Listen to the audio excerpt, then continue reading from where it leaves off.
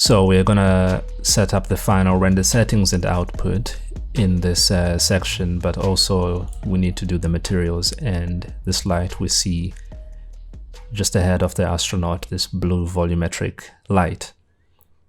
So let's start with that. It's gonna be just a normal light. Let's set the color. It looks like it saved it from the last time I did this. This is also going to be animated along and aligned to spline. And we want to use the longer spline from our setup. So the helix wrap L, drag that into, drag that into the spline in the tag here. So spline path. And this is always going to be ahead of the astronaut. So at the beginning, it's going to be 7.5%. You can just about see it right there. Set that keyframe. I should make sure this is at frame 0. And then go to the end. And it's going to be at 57.5%. So plus 50 brings it relative to the astronaut in the same place as at the beginning. Because this spline is 40,000 centimeters compared to the 20 that the astronaut is traveling along, just 50% of it is equivalent to the same length. So that's why we went from 7.5 to 57.5, which is 50%, except it's always just ahead of the astronaut right there. It's easier to see if we go to the General tab and enable visible light. With the default settings, that is not large enough. We have to go to the visibility, and the outer distance is going to be 5,000 centimeters. We can see where the light is coming from, but there's another issue here, which is we can see through the alpha channels of the galaxies. So we should really enclose this inside something to block being able to see. And it certainly doesn't work so well with this fog effect here. So the way I fixed this was, if we jump out, get a circle and a sweep,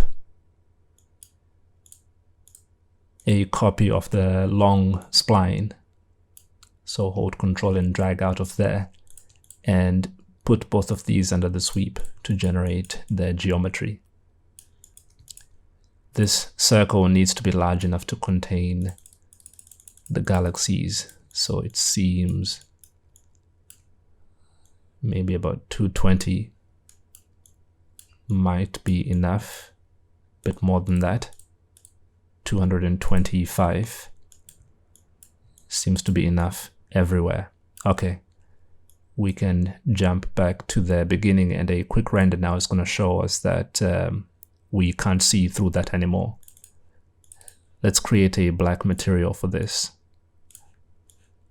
and apply it to the sweep, also at the beginning and the end.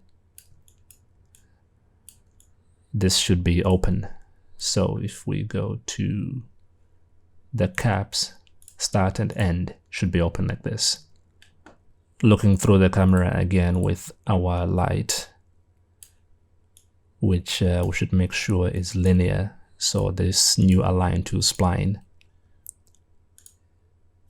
should be linear for some constant motion.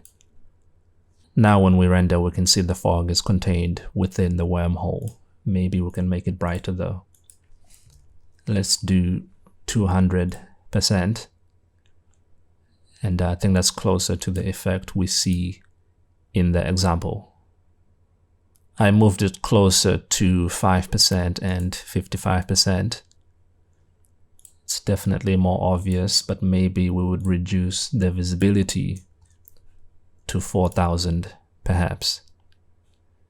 Maybe 2,500. I guess that was a bigger difference than I thought. I think that works. For the astronaut materials, we are going to go to all of these go to the color channel. This is going to be black. In the reflectance channel, let's add a reflection legacy. So this is to all of these at once. The roughness I'm going to drop down to 0, 0 specular strength, and additive.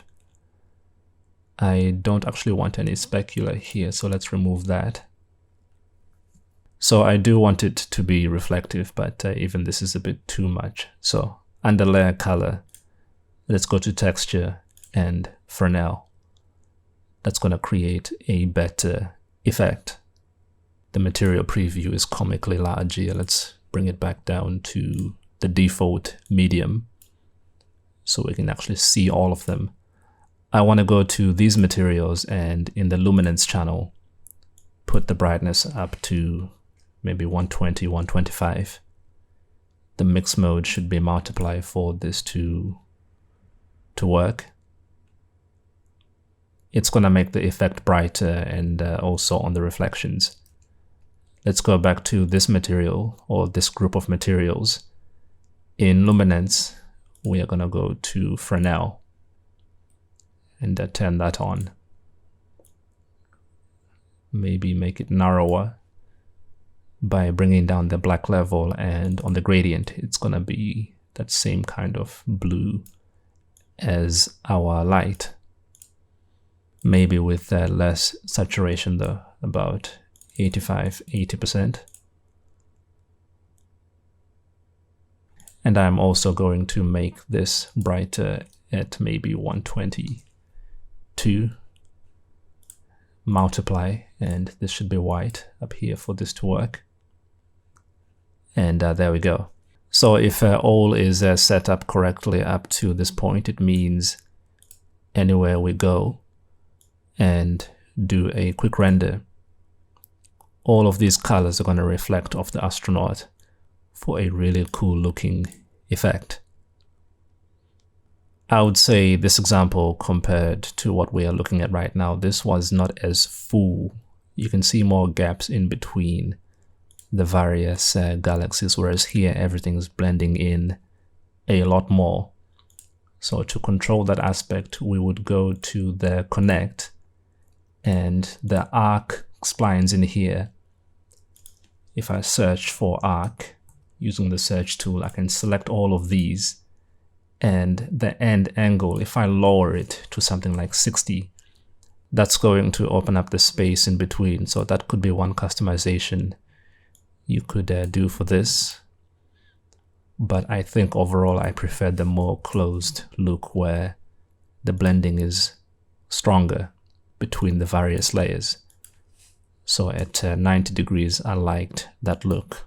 It just controls the amount of overlap between the images. So this is ready to render. Let's go to the render settings, and we're going to start by going to best, 1:1, 4:4, and threshold of 5%. This should be enough to give us a pretty clean image. And we can go to options, reduce the ray depth to 6, reflection to 2, and shadow to 6, even though there are no shadows in the scene anyway. This should help to speed up the render just a bit. A quick preview, we can see that this looks cleaner definitely than before with the best anti-aliasing. I spoke about this in more detail in the futuristic city lesson. So if you go to the rendering part of that, everything we're going through right now was covered in more detail in that section. So there's no need to really repeat most of that, except we're just going to set it up in a similar way. So in the Save tab, under Format, we're going to go for PNG 16-bit, and we need to set a save path. I'm going to use this location here. Let's create a new folder called main. And because I've done this before, this is going to be main2. In here, we can save the sequence as main. Then we need to enable the multipass layers. So let's set the same save path, except let's open it and save it in a separate folder called multi2. just so I don't override the test I did earlier.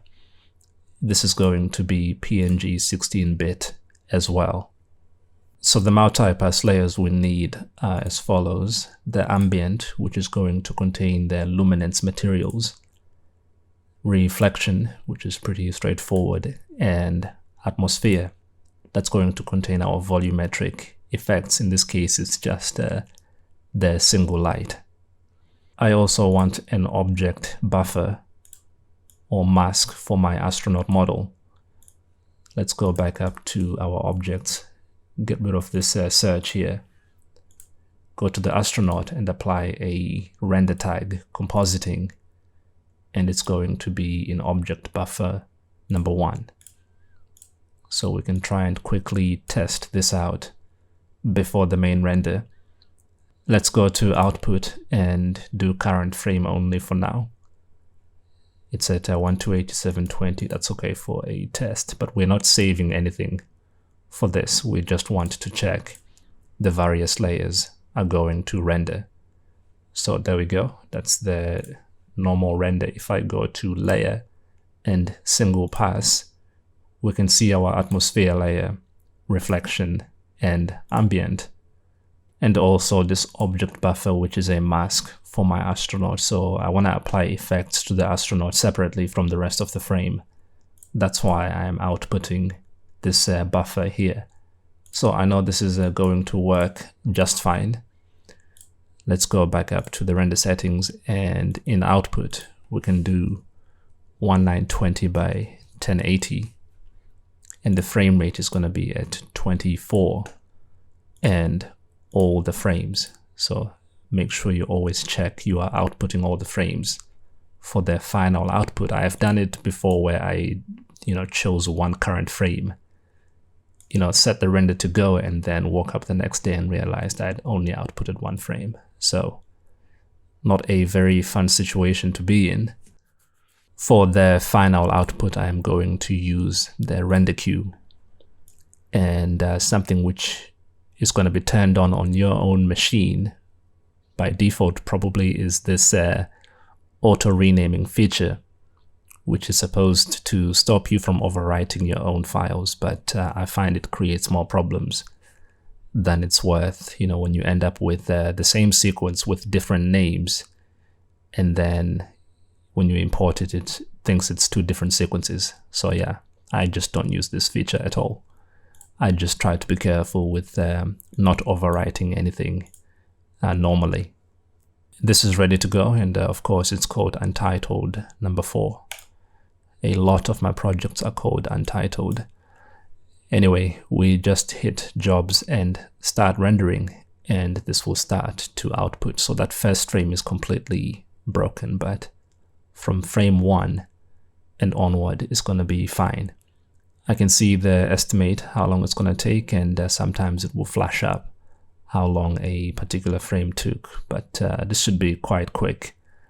There's not a whole lot going on in the scene. If it was going to take longer, I would line up a render like this overnight, or if I'm just stepping away from my computer for a few hours, I would leave the render queue running. And of course, you can actually line up several jobs if you have a lot of stuff that needs to be rendered.